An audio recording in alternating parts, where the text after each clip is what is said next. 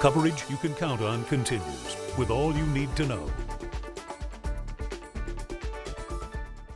All right, wrapping up this morning, Vigo County leaders now have until mid-May to pick a location. It's the latest order from a federal judge. It stems from the jail lawsuit that inmates filed years ago. They say overcrowding caused their injuries. Meanwhile, the judge has ordered the county to give monthly reports on progress to fix these problems. Right now, there are 4 places county leaders are considering putting a new jail, and one of them is at the current location near the Vigo County Courthouse. A committee assigned to look at a bill that could bring a casino to Terre Haute wants more time to consider it. About 100 people from the city made the trip to the Indiana State House. The House Public Policy Committee could vote on Senate Bill 552 as early as next week. A financing scenario being discussed for a convention center in Terre Haute. The Redevelopment Commission met Wednesday afternoon, and the $32.5 million project will be paid for by the county, the city, the Convention and Visitors Bureau, and the city's Redevelopment Commission. The next step for the downtown TIF amendment is to go to the Area Planning Commission. That happens on April 3rd. Brian Robertson is expected to plead guilty soon. Police say he caused a crash that killed a former Park County sheriff and his wife. A judge set a change of plea hearing for Robertson. Police say he was driving under the influence in December of 2017. They say he crossed the center line and hit another vehicle. He killed Mike and Darla Essinger in that crash. Robertson's hearing will take place on April 11th. He could be sentenced at that hearing.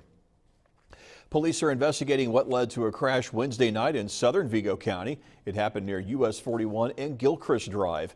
Vigo County deputies say they're still investigating exactly what happened. We do know at least one person went to an area hospital with non-life-threatening injuries. We caught video as crews cleaned up the area. Both Vigo County Sheriff's deputies and the Indiana State Police were on hand to assist in the investigation.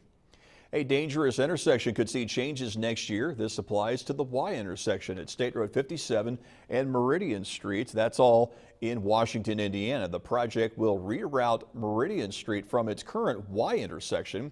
Meridian will meet up with State Road 57 at a 90-degree angle.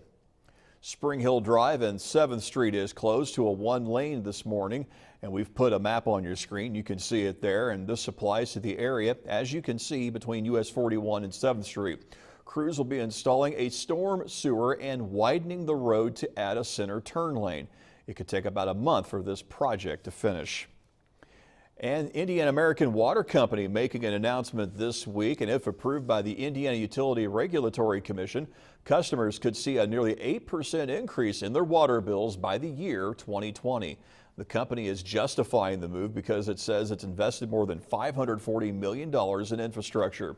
News 10 caught up with one water customer to get her take on the possible rate hike. A hearing about this increase is set for April the 11th.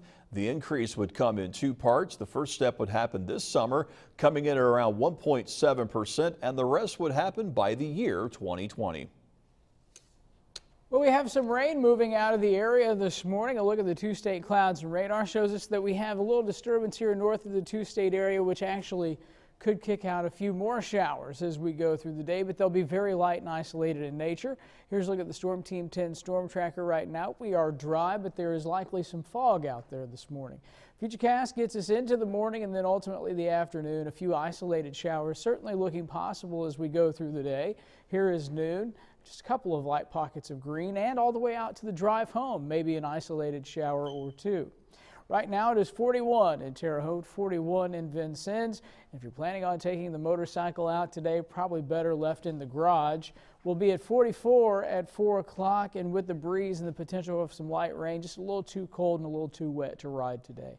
Hour by hour this afternoon, we get a high today at 48, and temperatures will feel like they're in the 30s. Speaking of, because of our active sky today, your crew car wash forecast of poor sky equals a no-go. And as we go through the overnight hours, the sky actually begins to clear out a little bit. So through the overnight hours and into the morning tomorrow, sunshine showing up to help us start our Friday. And temperature-wise tomorrow, we get to 49. Here's tomorrow morning at 7. We go through the course of our day for our Friday and a sunny afternoon, but temperatures running a little below normal as we get into the weekend. Your forecast for today, 48, morning sprinkles, mostly cloudy, and then tonight we're down to 32, partly cloudy, getting colder. For tomorrow, we get a 49, mostly sunny, becoming breezy, and then a morning weather buzz question is what should be happening right now. So we'll do that. Your morning weather buzz. Rainfall totals for the month of March are running below normal. Is that true or is that false? Oh man, I'm going to go with true. That is actually true. Oh my goodness. Yeah, so we're at just a little more than 2 1/4 inch of rain right now. Average for the month of March is 3 1/4. So we're running a little below, and there's only a few days left in the month. We will more than likely, unless we get a good soaker, finish the month with below average rainfall. Here's a look at your 7-day forecast. 49 tomorrow, 52 on Saturday, 59 on Sunday, the warmest day of the next 7. It'll come with a 20% chance of rain. And then a 54 on Monday, 40% chance of rain there. 48 on Tuesday, 55 on Wednesday.